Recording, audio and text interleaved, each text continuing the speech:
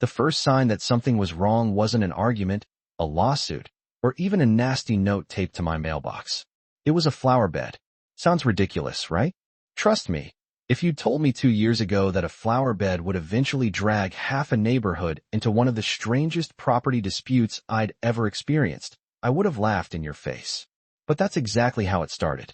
One ordinary Saturday morning, I walked outside carrying a cup of coffee, still half asleep, expecting nothing more exciting than mowing my lawn and maybe watching college football later that afternoon. Instead, I stopped dead in my tracks.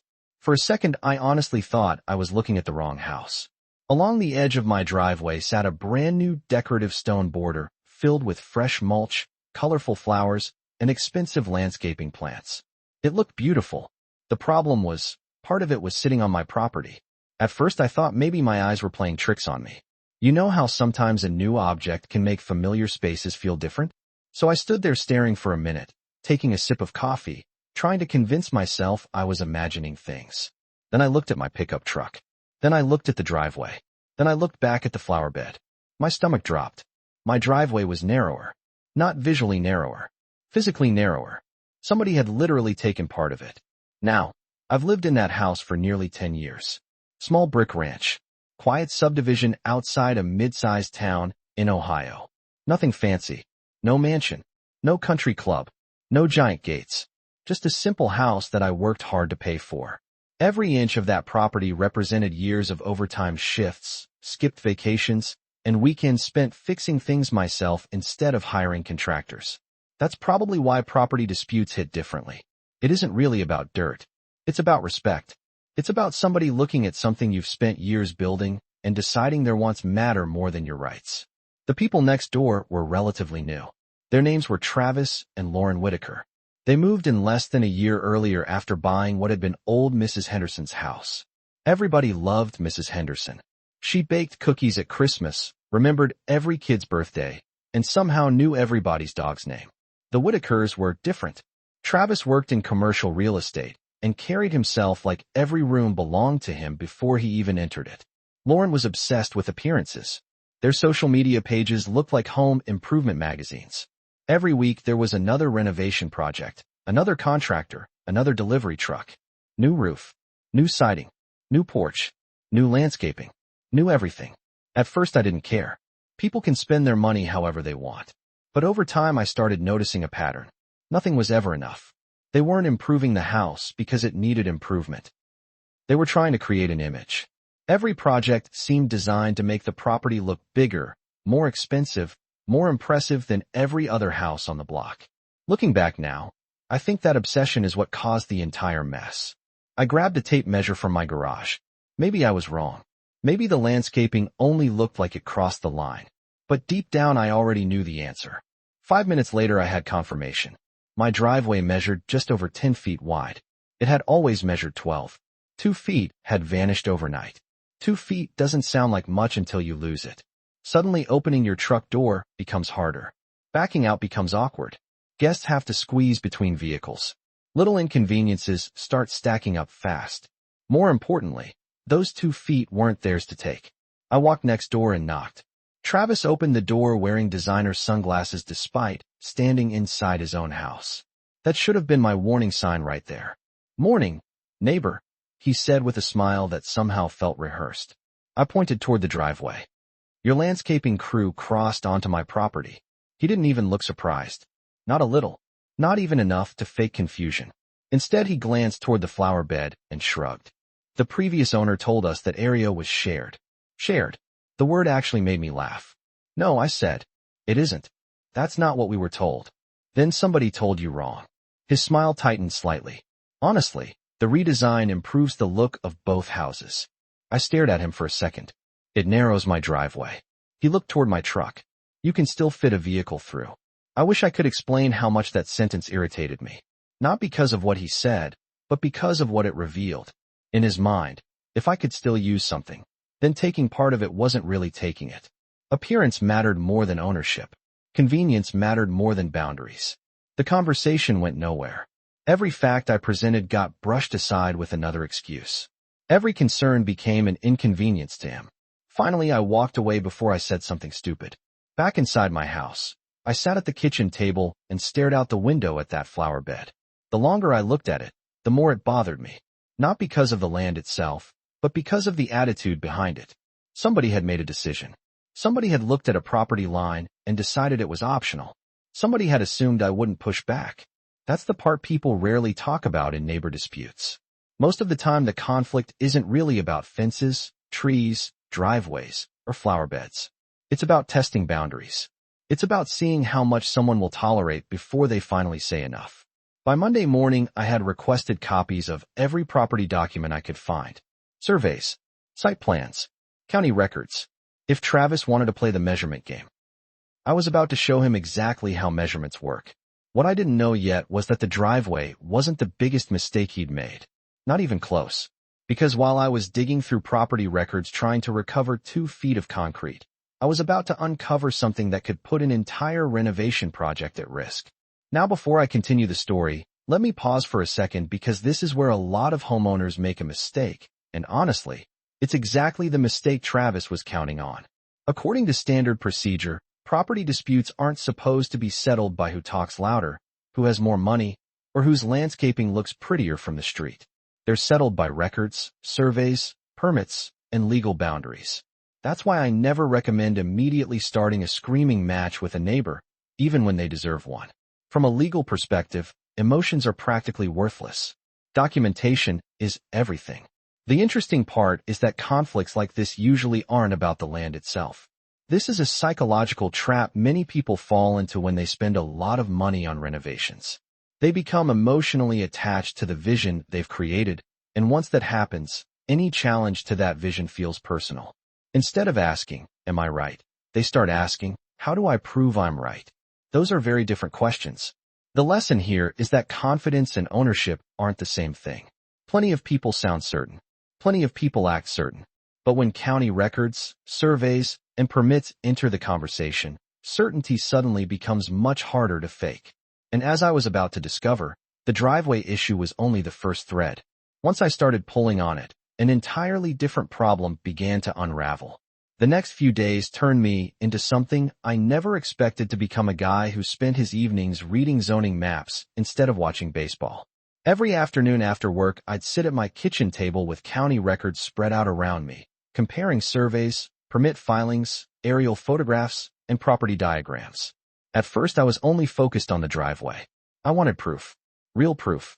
The kind that couldn't be shrugged off with a smile and a clever excuse. The survey finally arrived late Thursday afternoon, and the moment I opened it, I felt that strange mixture of relief and irritation. Relief because I wasn't crazy. Irritation because I had been right all along. The property line sat exactly where I remembered. Not close. Not approximately. Exactly. The new flower bed crossed onto my property by almost 2 feet. I walked next door carrying the survey tube under my arm. Travis answered before I even finished knocking, as if he'd been expecting me. I spread the documents across his porch railing and pointed to the boundary markers. "There it is," I said. "The line." He barely glanced at it. Surveys can be outdated. That answer actually caught me off guard. I had expected denial. Maybe even anger. What I hadn't expected was complete indifference. "Outdated," I said. "This is the official survey." He shrugged. "My contractor measured everything." "Measured from what?" "The fence line." I looked at him for a long second. The fence separating our backyards had been standing for decades. Nobody knew who originally installed it. Nobody knew whether it had ever been placed correctly. Yet somehow he trusted a random fence more than county records. That's when I realized something important. Travis wasn't confused. He wasn't mistaken. He simply preferred the answer that benefited him. So I stopped arguing. 3 days later, a licensed survey crew arrived. Bright orange markers appeared across both properties. The lead surveyor spent hours measuring, calculating, and confirming boundaries. When they finished, the flags ran directly through the middle of Travis's expensive landscaping project. It looked like someone had drawn a giant orange line through his vision board. For the first time since this whole thing started, he looked genuinely uncomfortable. That evening, he marched across the street toward my house. "You didn't need to escalate this," he said. "Escalate?" I laughed. "I hired a surveyor. You're turning a small misunderstanding into a problem." "No," I said. The misunderstanding became a problem when somebody built on land they didn't own. His jaw tightened. Removing that landscaping will ruin the symmetry of the yard. Symmetry doesn't change property lines. We stared at each other for a moment. Neither one of us moved. Then he turned around and walked away. Most people would have considered that a victory. I didn't, because the landscaping stayed exactly where it was. The next week passed with no changes. No apology. No attempt to fix anything. That's when curiosity pushed me toward a decision that would eventually change everything. If someone was willing to ignore a documented property line, what else had they ignored during their renovation? I started digging deeper. The county permit database is public information, and once I began reviewing permit records, one project immediately caught my attention: the front porch extension. It was beautiful, honestly. Large stone columns, decorative lighting, custom railings. It completely transformed the appearance of the house. But something felt off. The dimensions on the permit didn't seem to match what I was seeing. According to the approved plans, the porch extension measured 6 feet beyond the original structure. One Saturday morning, I walked outside carrying a tape measure. Maybe that sounds obsessive, but by then I had stopped worrying about appearances. I measured twice, then a third time just to be certain. 8 feet, not 6. 8. 2 additional feet. Suddenly my attention shifted away from the driveway entirely. I pulled up local zoning regulations and started reading setback requirements. Front setbacks in our area required a minimum distance between structures and the property line. After doing the math, I found something interesting. Very interesting. The approved 6-foot extension would have remained compliant. The actual 8-foot extension did not. They were short by approximately 1 foot. 1 foot. The irony was almost beautiful. They had taken 2 feet from my driveway to make their property look larger, and in the process had apparently pushed their own project beyond legal limits. I requested a zoning compliance inspection. Not anonymously. Not secretly. Officially. If there was a violation, let the city determine it. If there wasn't, I'd move on. The inspector arrived the following week. I watched from my front window as measurements were taken. Notes were written. Photographs were captured. Travis followed the inspector around, looking increasingly nervous. 40 minutes later, the city vehicle pulled away. 2 days after that, a notice appeared. Violation confirmed. The porch extension exceeded approved specifications and failed setback compliance. That evening, Travis came over. This time there was no smile. No charm. No rehearsed confidence.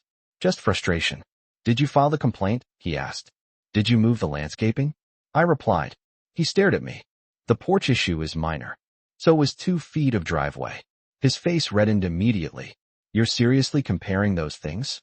"I'm comparing people ignoring property boundaries." For a moment I thought he might explode. Instead he looked away. That's usually what happens when someone realizes facts aren't on their side anymore. A week later, the city presented him with 2 options. Remove the non-compliant section of the porch or apply for a variance. Variances aren't automatic. They require review, paperwork, hearings, and often support from neighboring property owners. Guess whose signature suddenly mattered? Mine. The man whose driveway had apparently been flexible when Travis needed extra space. 2 days later, he knocked on my door again. This conversation felt completely different. The confidence was gone. The arrogance was gone. The salesman had disappeared. What remained was a homeowner facing an expensive problem. "Maybe the landscaping company made a mistake," he said. I almost admired the creativity. "Maybe. We're willing to remove the flower bed." "Good. We'll restore the driveway edge too." "Good. We'll replace the damaged concrete." "Good." He looked exhausted. "What will it take for you to support the variance?" I had already thought about that question. Everything gets fixed first. Before the hearing? Before I sign anything. There was a long silence. Then he nodded. 1 week later, crews returned. The decorative border disappeared. Plants were removed. Stone was hauled away. Fresh concrete was poured. The survey markers remained in place the entire time, like silent witnesses, making sure nobody forgot why this was happening. Every afternoon, I watched from my porch as the driveway slowly returned to its original dimensions. 12 feet. Exactly as it had always been. When the work finally finished, Travis came back carrying the variance documents. This time I read every page carefully. Every detail. Every condition. Every measurement. Then I signed. Some people later asked why.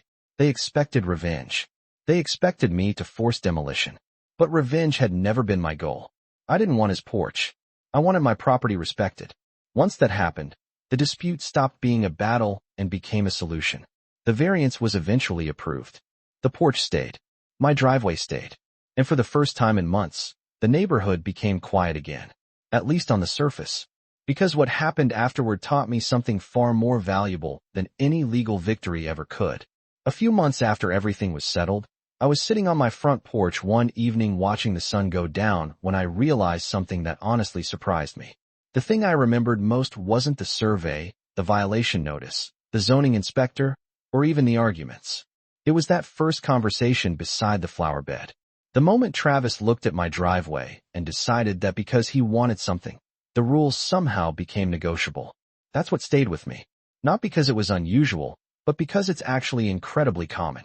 The older I get, the more I notice that most neighborhood conflicts don't start with property lines. They start with assumptions. Somebody assumes you'll stay quiet. Somebody assumes you'll avoid confrontation. Somebody assumes being reasonable means being passive. Then one day they discover those aren't the same thing. Looking back now, I don't think Travis was a villain in the movie-style sense of the word. He wasn't some criminal mastermind plotting to steal land one flower at a time. He was something much more realistic. He was a person who became so focused on what he wanted that he stopped asking whether he had the right to take it. And honestly, if we're being fair, a lot of people fall into that trap. They become attached to a vision, an investment, a plan, or an image. Once that happens, every obstacle starts looking unreasonable. Every disagreement feels personal. Every boundary becomes an inconvenience. This is a psychological trap that shows up everywhere, not just property disputes. People slowly convince themselves that wanting something badly enough somehow makes them entitled to it. The scary part is that they usually don't even realize they're doing it. From a legal perspective, the situation was actually pretty simple. Property records existed. Surveys existed. Permits existed. Setback requirements existed. The rules were already written long before either of us moved into that neighborhood. The conflict happened because one person accepted those rules and another person assumed they could bend them. According to standard procedure, the system worked exactly as it was supposed to. Documentation mattered. Evidence mattered. Measurements mattered. Opinions didn't. That's probably the biggest lesson I took away from the whole experience. Facts may move slowly, but they tend to arrive eventually. Emotions can dominate an argument for a day. Confidence can dominate an argument for a week. But evidence has a way of dominating the ending. The funny thing is that Travis and I actually get along better now than we did before the dispute. Not close friends. Not barbecue on the weekend friends. But we wave. We talk occasionally. We exist peacefully. In a strange way. I think the conflict forced both of us to understand each other more clearly. He learned I wasn't going to roll over simply because confrontation felt uncomfortable. I learned that people sometimes make bad decisions without being permanently bad people. That's an important distinction. Social media loves stories with heroes and villains because they're easy to understand. Real life is usually messier. Most conflicts happen between ordinary people making selfish choices, emotional decisions, or stubborn mistakes. That's why I never tell this story as a revenge story. The satisfaction wasn't watching somebody lose. The satisfaction came from watching the truth hold its ground. It came from seeing a situation resolved through evidence instead of intimidation. It came from proving that standing up for yourself doesn't always require screaming louder than everyone else. Sometimes it just requires refusing to back down. And maybe that's the lesson here. The lesson here is that boundaries matter, not just property boundaries, but personal boundaries too. The moment people believe they can take a little because you won't object, they'll often come back for a little more. Respect usually starts where clear limits begin. If there's one thing I tell any homeowner dealing with a similar situation, it's this: document everything, stay calm, learn the rules, and let the facts do the heavy lifting. Anger feels powerful in the moment, but preparation wins far more battles than emotion ever will.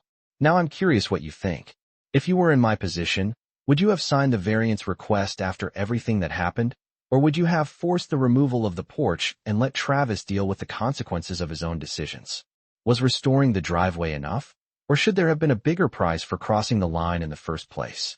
Drop your thoughts in the comments because I can already imagine people landing on both sides of that debate. And if you've ever dealt with a difficult neighbor, an HOA dispute, a property line battle, or a situation where someone thought the rules didn't apply to them. Share your story too. I read as many comments as I can, and some of the experiences people post are honestly even crazier than mine.